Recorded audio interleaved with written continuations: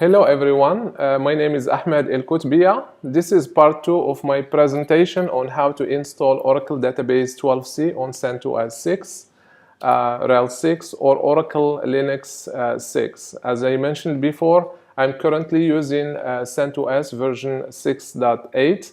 The installation procedure discussed during this presentation should also work for other CentOS, RHEL, or Oracle Linux versions, starting with version 6.5. So if you remember from our the first part of this presentation, we had a case study or we had an assignment. Just want to take a moment to talk about it. So Mr. Ghafwan, our manager, is considering to deploy Oracle Database 12c in our production environment, which is mainly comprised of CentOS, RHEL, and Oracle Linux 6.5 and above servers. So as a proof of concept, Mr. Ghafwan asked us to perform the following tasks. Number 1, install and configure the Oracle Database 12c on one of our CentOS 6.7 or 6.8 servers. Make sure that our Oracle 12c database installation is highly secure. So, Mr. Ghafwan, would you like to make sure, would like us to ensure that both SE Linux and the firewall are running and active during this installation? Step number 3 will basically consist of making sure that we can access our Oracle database via the command line interface or via the web interface. Okay. So in part 1 of this presentation, we discussed how to prepare our Linux server environment for Oracle Database 12c installation. This presentation, or part 2, will focus on Oracle Database 12c installation, configuration, and testing. Okay, so let's have a look at some of the tasks that we need to complete during this presentation. So we need to install Oracle 12c database. Okay, we need to make sure that is installed and we will be installing it on CentOS version 6.7. We want to make sure that this installation is, that we want to make sure that we can do a post-installation configuration. As we will see later, we will ensure that, that the database will start automatically when we reboot our system. So that's one of the configurations that we need to do. And also we need to ensure that we can access the database both from the command line interface via SQL+ or via the web interface. So with respect to the web interface, we need to make sure that our web browser is configured to display the Enterprise Manager Database Express 12c interface, which will enable us to interface with the database. And also, as part of it, just make sure that the Adobe Flash Player is properly installed in our Linux environment. Okay. So let's talk a little bit about the Oracle database installation. So here I am just going to go to my command line interface. All right. So if you remember from our previous presentation, we have essentially created a base directory for the Oracle database. It's, if you remember, it's U01 and DB Oracle. I think it's app and then Oracle. Okay. So yeah, so this is basically our Oracle base directory, and under this base directory, if you remember, we have unzipped both the zip files that we can download from the Oracle website, and then as a result of that, a directory called database was created. So that's the directory that we will be installing our Oracle database from. So first we have to ensure that the permissions on this directory is in such that the owner is Oracle and the group is oinstall. So let's check that. If I do ls-ld database, So yeah, it says that the owner is Oracle, and then the group is O install, and the directory and subdirectory. So if it's not the case, please change the ownership to make sure that it is like that. I'll just quickly share that with you. If you want to make sure that is the case, you can do -r Oracle and then O install, and then obviously you can put the full path. Oracle and then database. Okay. All right, so it looks like we're ready right now to start our installation process of Oracle. So I'm just gonna go to the database directory, and I'm gonna go ahead and run the installer. And do I do that? I'll do /run installer.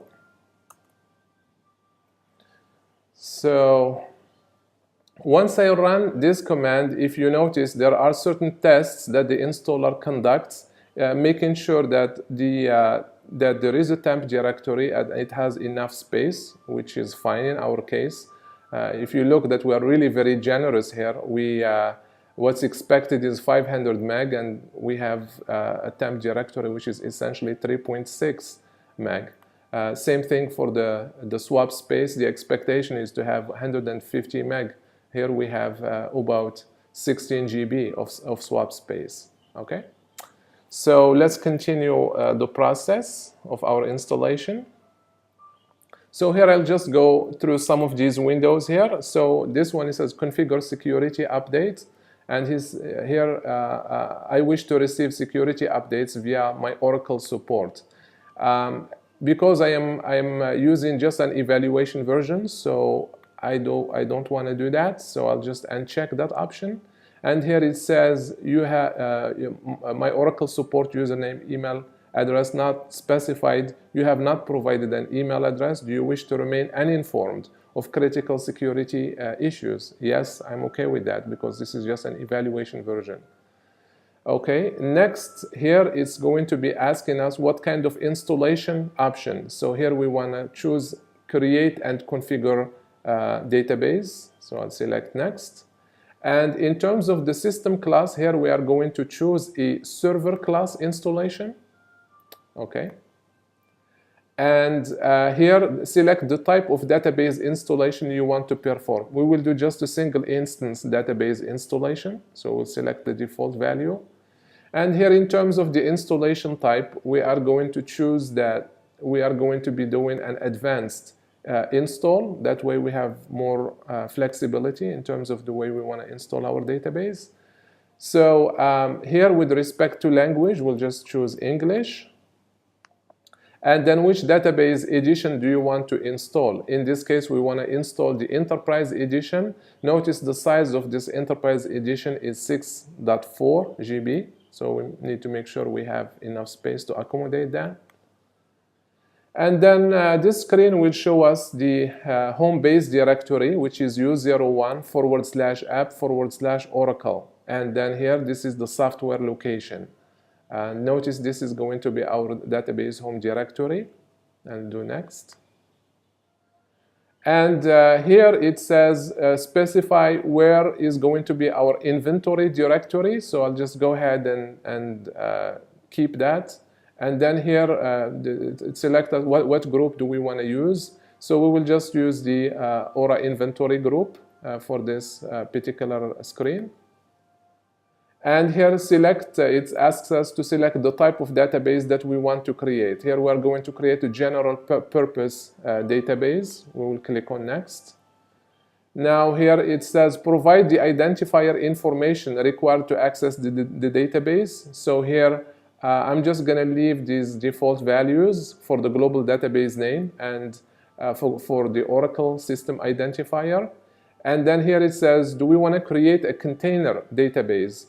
So a container database will contain essentially multiple databases into a single database.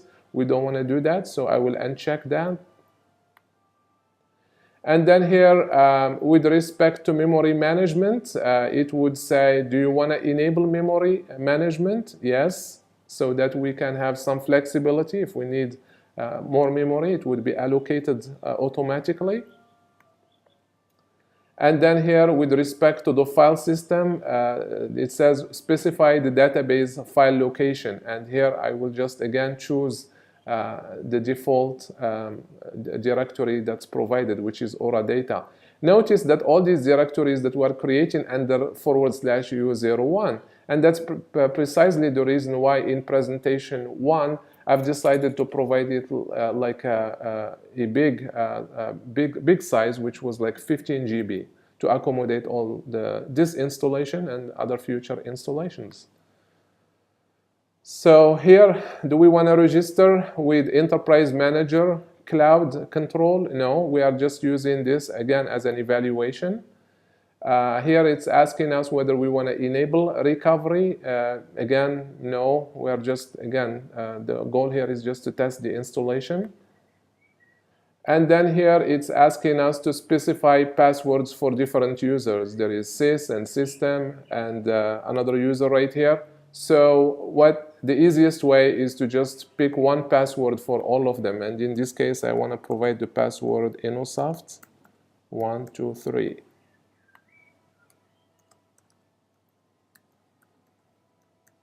Okay, and say next. And then here, in terms of the installation, here it specifies which groups are we going to be using to create the database. In this case, I will just select DBA, which has all the admin privileges required to perform all these operations. Okay, and then here the installation the process will get started. Here we get a window that's basically it's a summary of all the options that we have selected. And if we are happy with all of this, then we can just go ahead and say install. All right.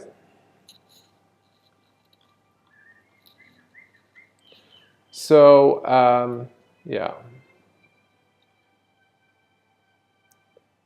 So as I mentioned, the installation will take some time right now to complete. So we will continue this presentation in a moment.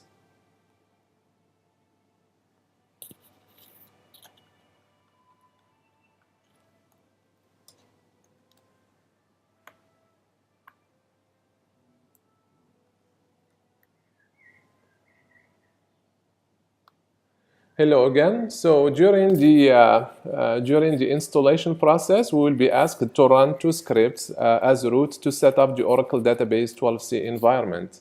So here are the two scripts that we need to run. So I'm just going to go ahead and copy that. So I'm going to copy, and then here they say you need to be. Let's open another tab. And we need to do this as root.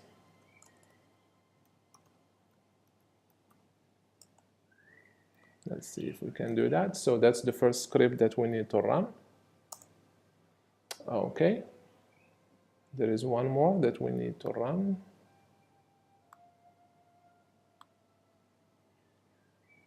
So let's go ahead and copy that. And then let's put it here. So here, basically, it will set up our environment. Notice the Oracle Home that's going to be set here for all the users. It's going to be this one. And enter the full path of the local bin directory. Here, I will just select the default directory, which is /usr/local/bin. So I'll press enter. And then after this, after the execution of these two scripts, I'll just go back here to my installation and say, OK, to continue. And again, the installation will continue. It will take a little bit of time, so we will continue in a moment.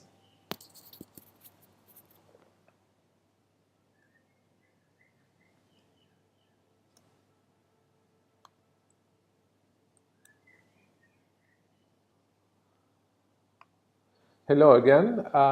It looks like our database installation has completed successfully. So after a successful completion, we would, or successful installation rather, we should see a window like this that tells us that, okay, the database has been installed. And then here we have this configuration, the Enterprise Manager Database Express URL that we can use to access the web interface of the database. So please keep a note of that. What I usually do is I like to take a screenshot of this. The other thing also here, you can click on password management. Here you get the list of the passwords. Some of them are locked.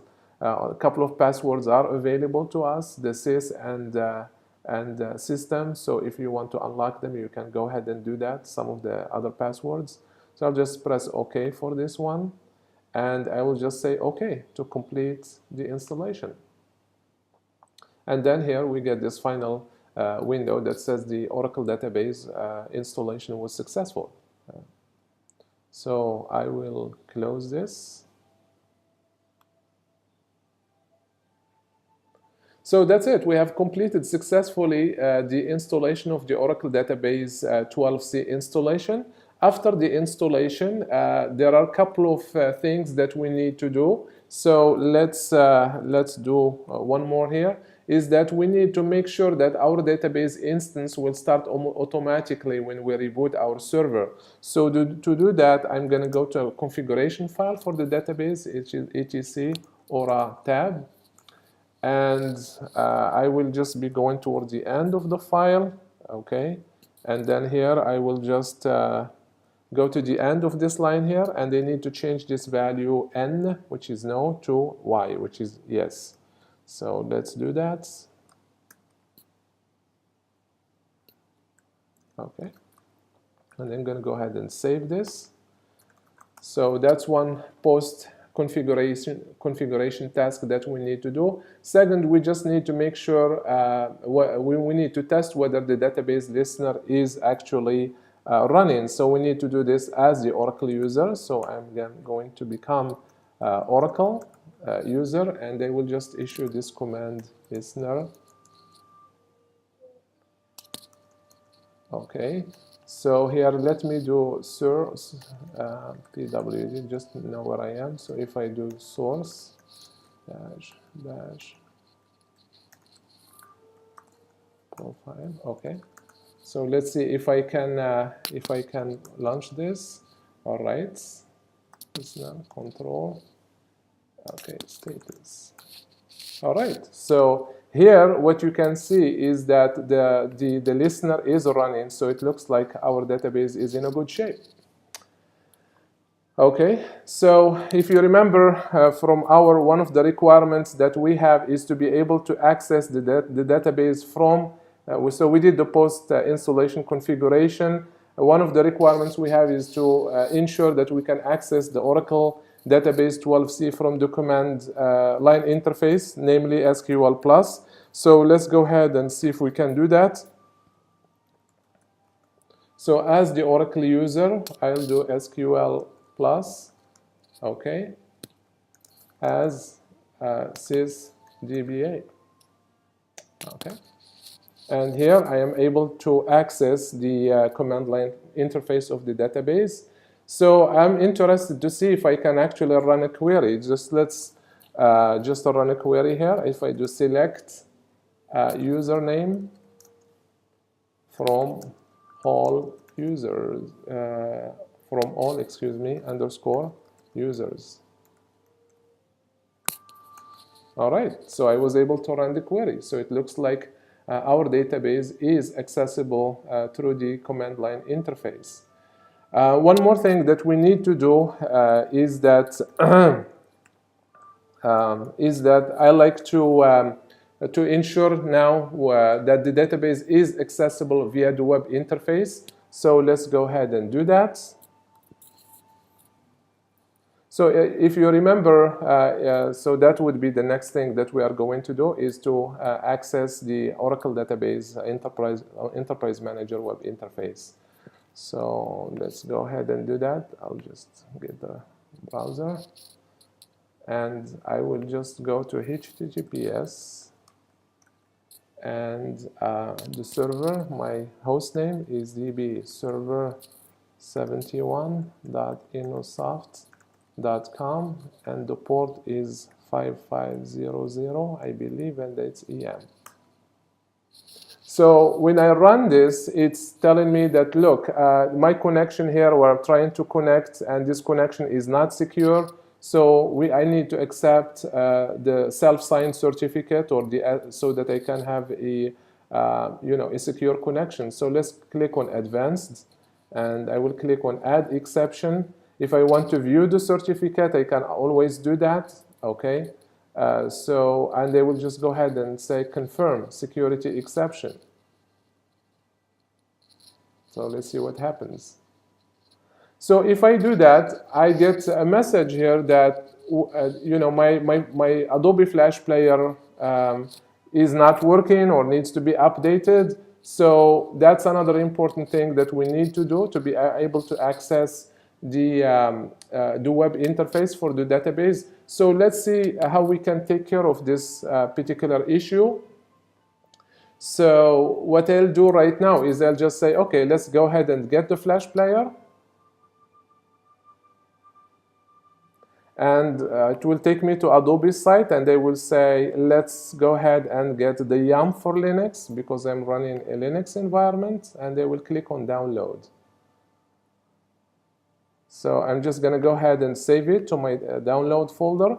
Okay, good. So now what I will do is, excuse me, just one second. So now this RPM file is going to be under downloads.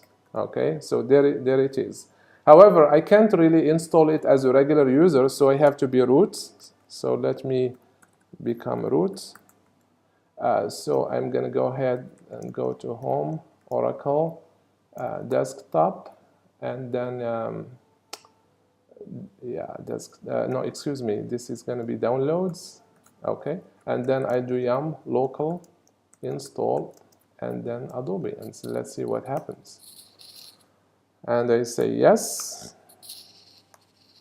Okay, so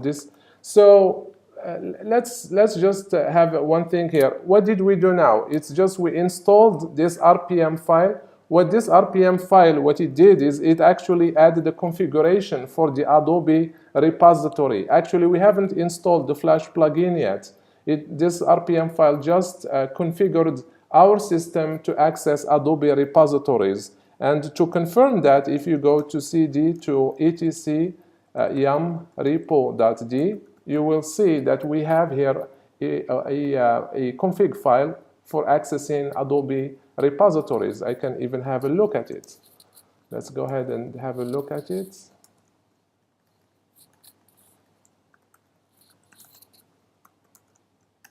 Excuse me. Yeah, so that's basically this is the URL that we are going to be using here to access this particular repository, and this is the GPG key. Okay, good. Now to be able to install Flash, so let's do this. We'll do yum search Flash, and then here you can see that now there is a package available for us to install called Flash plugin. Let's go ahead and install it.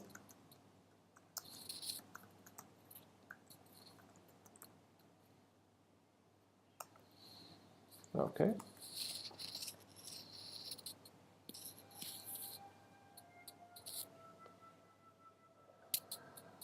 So after this, the installation of this Flash plugin, what we need to do is obviously to close our browser, Firefox, and start it again. Here I will just say yes to go ahead and install it. And now let's go ahead and try to access the Enterprise Manager again. So I will just go here and pull this URL again. And it looks, voila, it looks like we can access it now. So let's see how we can log in. So I'm going to try to log in with sys, and I'm going to type soft 123 and log in.